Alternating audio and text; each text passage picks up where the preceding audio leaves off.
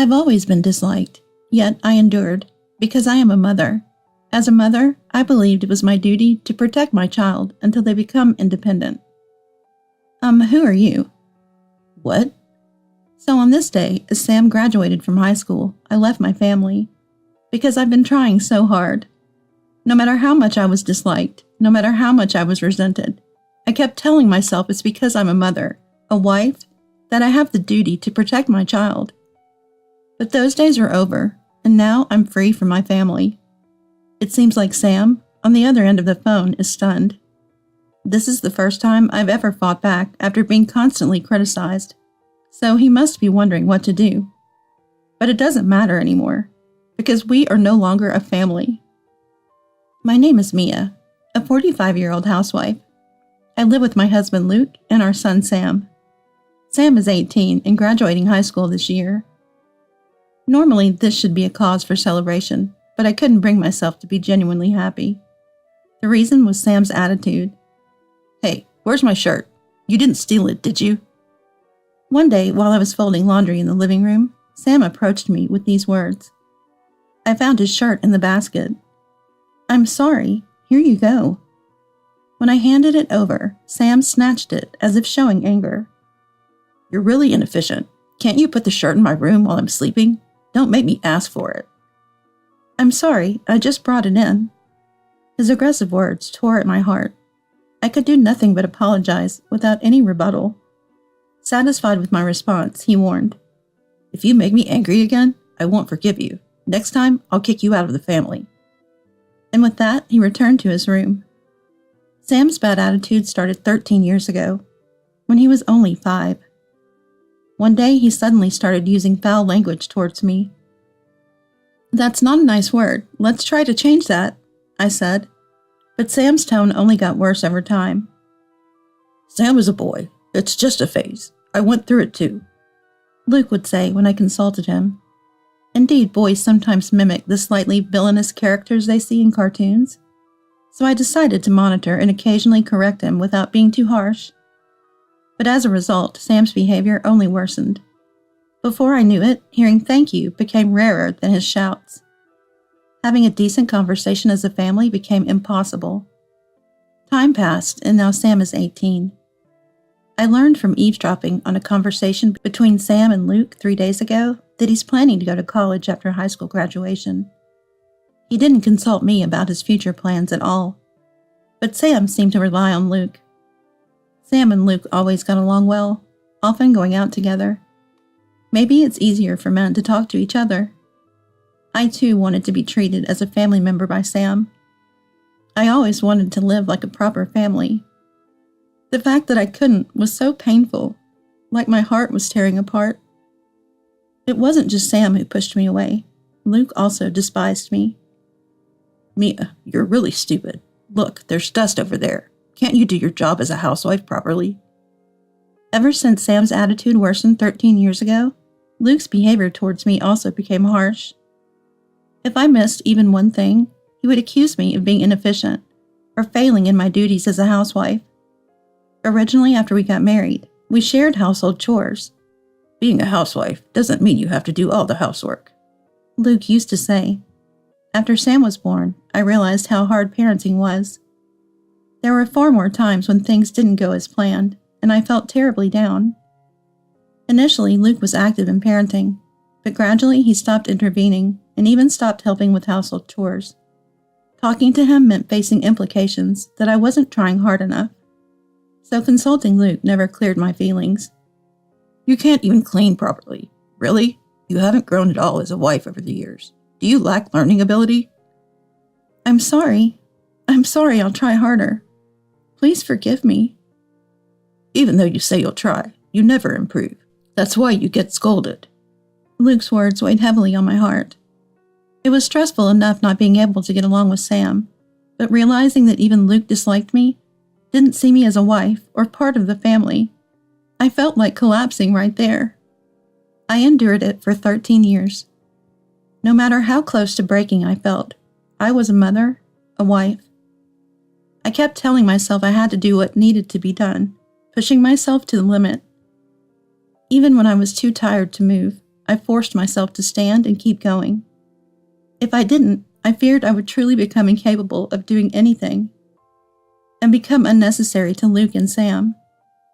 As time passed, Sam's high school graduation day approached, but I only learned the date 3 days before the ceremony. By the way, where do we store the clothes for the ceremony? One day, while doing chores, Luke asked me this. The graduation ceremony is soon, isn't it? But I don't know the date yet. Has it been announced? To my words, Luke looked at me with pity. It seems you haven't heard from Sam. He told me about the graduation date a week ago. Once again, I was the only one left out. It was painful to face this reality, but it had been like this every day for the past 13 years. Unable to recover from the shock, I was looking down when Sam, who had no school that day, came out of his room. What's with this mood? Don't spread your gloom to Dad, too. Sam glared at me as he said this, but it was Sam's fault in the first place. If he had told me about the graduation date, none of this would have happened. The graduation is in 3 days, I hear. You didn't tell me. I asked Sam with a tone of accusation, and he sighed heavily, as if I was a nuisance.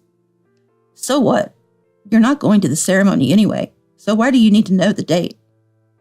His words caught me off guard, and I asked why. I never said I wasn't going to the ceremony. Sam responded, No, don't come. If an old broad like you shows up, you'll just make me the laughingstock. I can't stand the thought of you ruining my big day. His words made me dizzy. I had always genuinely celebrated Sam's academic achievements. Even if I wasn't treated like family, I had continued to do so. But now I wasn't even allowed to attend his graduation. Stay away. Sam's words pierced my heart. It was clear now. I was nothing more than a nuisance to him, silenced by his harsh words. I realized my heart had reached its limit a long time ago. So I decided to end my role in this family. On the day of Sam's high school graduation, Luke and Sam left for the ceremony. Luke had been told by Sam that he wanted him there. I was left behind. Before, I would have endured this reality, but those days are over now. As soon as they left, I packed my things and left the house. My destination was my parents' house. Convinced I could no longer live as part of Sam and Luke's family, I planned to take a break at my parents' house and prepare to sever ties with them. I left a letter at home. It mentioned considering a divorce, wanting to cut ties and live alone, desiring to discuss the details through a lawyer. Finding a reliable lawyer in 3 days was extremely challenging. There were many other things I had to do, like preparing to sell the house. The house we lived in was actually inherited from my father. My dad was quite a well-known wealthy businessman in a certain industry, owning several buildings as vacation homes. When we got married, Dad said, "This is a wedding gift," and gave us one of those vacation homes, meaning the owner of that house was Dad, not Luke or me. Furthermore, knowing how cornered I've been, Dad would immediately decide to sell the house if he found out, saying, "Then that house is unnecessary." I wrote in the letter, "The house will be sold, so take whatever belongings you need and leave within a week." Dad called me kind for this. But I didn't want any complaints later like, "I didn't hear about this." For now, I decided to stay at my parents' house for a while, looking for a new job and a house while cutting ties with my family and healing from the wounds they inflicted. Honestly, it took a lot of courage to come this far. I think I could make this decision because Dad, upon hearing the story, got red in the face and angrily said, "How dare they treat you like that?" I realized again how much I owed to Dad. After such a day, I was relaxing at my parents' house when my mobile phone rang, indicating an incoming call. I had a good idea who it was from, but I checked anyway, and sure enough, it was Sam. Maybe he called about my absence in the letter. To be honest, I didn't want to talk. I had spent too much time being treated as less than family. I wasn't generous enough to deal with Sam anymore, but I needed to settle the past. If I kept running away, I would live with an unresolved heart. I deserved to give back for the awful treatment I'd received. Hey, where are you? Do you think you can just leave a ridiculous letter and be forgiven? Where are you? Come back home right now. As soon as I answered the phone, Sam yelled loudly. His voice was tinged with panic, seemingly in a state of panic. Well, it's not surprising. He came back from the graduation ceremony to find that Mom, he had always berated, was gone, replaced by a letter about selling the house and other distressing news. It must have ruined his graduation day, and I'm sure Sam was not pleased. Despite myself, I couldn't help smiling at Sam's desperation. But he was too caught up in his own anger to notice, so I responded to Sam. Who are you? What? Sam seemed confused by my words, but soon he started laughing. Poor acting. Trying to trap me like this? Bad news. I don't think it'll work. Stop pretending. You can't even live without relying on family.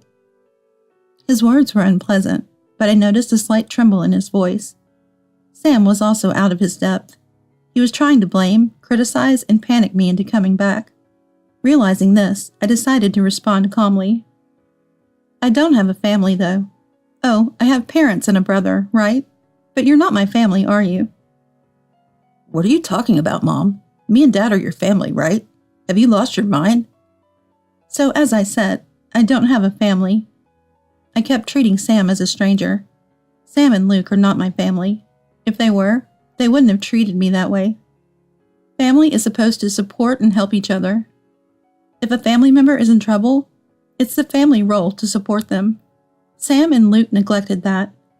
They treated me terribly for 13 years, claiming it was normal. I'm surprised I lasted 13 years. But it was out of a sense of duty for having given birth to Sam. Even if I wasn't treated like family, the fact that I gave birth to Sam doesn't change. The fact that I'm his mother by blood is unshakable. So I decided to wait until his high school graduation. I kept telling myself that it was the right time to cut ties with Sam. I even hoped if Sam changed his attitude towards me by graduation, I might abandon the idea and continue as a family. But Sam didn't meet that expectation. Recalling Sam's attitude 3 days before the graduation ceremony, it was clear. So I felt justified in taking an appropriate stance. Sam is no longer my family. So I don't owe him the treatment of one. Continuing to treat him as a stranger, Sam finally seemed to understand my intentions and began to speak. Stop this pointless act already. We are family, aren't we? Parent and child. So please listen to me. What's with that letter? Are you serious about selling the house? That can't be true, right? Because you are our family. We are not family. What? He seemed anxious about the house being sold, but I was serious enough to leave that letter. Even if Sam begged, I had no intention of changing my mind. Please tell me it's a joke. If we lose that house, where will we live? I didn't even know it belonged to Grandpa. I always thought it was Dad's. I don't know what you're talking about. Please don't call again. I remained cold and distant. No matter how much he pleaded, I wouldn't indulge him anymore. As I persisted in acting like a stranger, Sam finally reached his limit and said, I'll hand it over to Dad. Then called Luke over. After a while, Luke came on the phone. Mia, where are you? Leaving such a letter? Come back home now. Luke's voice was filled with anger. He must have been unable to accept what I did. Silent, Luke continued. Stop playing around. Do you think you can do this to your family and be forgiven? Luke was speaking rapidly, and I could hear Sam's voice in the background encouraging him. Both seemed angrier than I thought, but it no longer mattered to me. I was no longer their family. Enough already. I am not your family, am I? After ignoring me as a family member for 13 years, you can't expect me to act like one now. My words were harsher than I expected. I couldn't forgive their selfish actions. I tried to be a family with them, but for 13 years, they never treated me as one. Always left out. How lonely and painful it was. How often I wished to be treated as family. That wish was never granted. But I couldn't easily give up. I endured for 13 years, trying to make it work as a family, as Sam's mother. And this is the result. A dry laugh escaped me, thinking about this pathetic outcome. They never respected my feelings, never accepted them. No matter how much I cared for them, they never cared for me.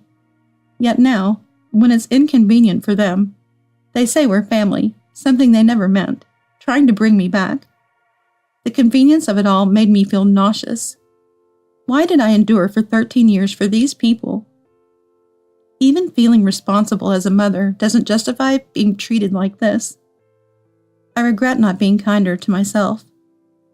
Could things have been different if I had been? Maybe there was a future where Sam, Luke, and I understood each other and were a happy family. But that's just a maybe. Now there's no future where that's possible, because I no longer have any expectations or trust in Sam or Luke. Even if they apologize now, wanting to be a family, I would never think of trying again with them. Enough already. I'm not your family anymore. I'm a stranger. You treated me like one for 13 years, and now what? Come back because we're family. Talk it out. Did you really think I'd say okay? No way. I spoke impulsively. Words I never would have uttered before, afraid of causing trouble. They kept flowing out, and I couldn't stop them. I don't want to hear your excuses. I can't trust anything you say anymore. I absolutely can't see us continuing as a family. Write up the divorce papers. If you don't want to file them, I will. So send them to me. And leave the house quickly. You wouldn't want to trouble strangers, right? But stop making excuses and get ready. Give up. Goodbye. I cut off Luke, even as he tried to say something, because I didn't want to hear anything from Luke or Sam anymore. After saying what I wanted, I hung up the phone. Luke was saying, "Wait," but I ignored him. Then I blocked all calls from Luke and Sam, ignoring their persistent attempts to contact me. Even the home phone rang, but with my parents' permission, I made sure no calls from Luke or Sam could come through. Thus, I finally managed to cut ties with the family that had made my life miserable for 13 years. They tried to reach me through friends, but I kept hiding, avoiding any contact with them. Eventually, the divorce from Luke was finalized. Despite his repeated pleas of not wanting a divorce, he signed the papers without resistance when it came to court. The house, being Dad's property, was sold, and they had to leave. A friend told me that after the incident with me, they started fighting incessantly. Luke couldn't manage finances, leading to Sam's college fees being unpaid, and Sam had to give up his academic path and start working. As a result, Sam quit studying, and Luke quit his job in shock, and they now live in an old apartment, seemingly withdrawn. They're still looking for me, but I have no intention of ever showing my face to them again. Meanwhile, I found a job and moved out of my parents' house. Having experience as an office clerk before marriage, I managed well in my new job. Soon after, I found a new place, thanked my parents who had helped me so much, and moved out. It's a room in an apartment not too far from my parents' house. In my new home, I'm living happily now. Frankly, having no good memories of my family, I think I don't need anything like a family for a while. Being alone in this day and age is perfectly fine, so I plan to live a relaxed life on my own.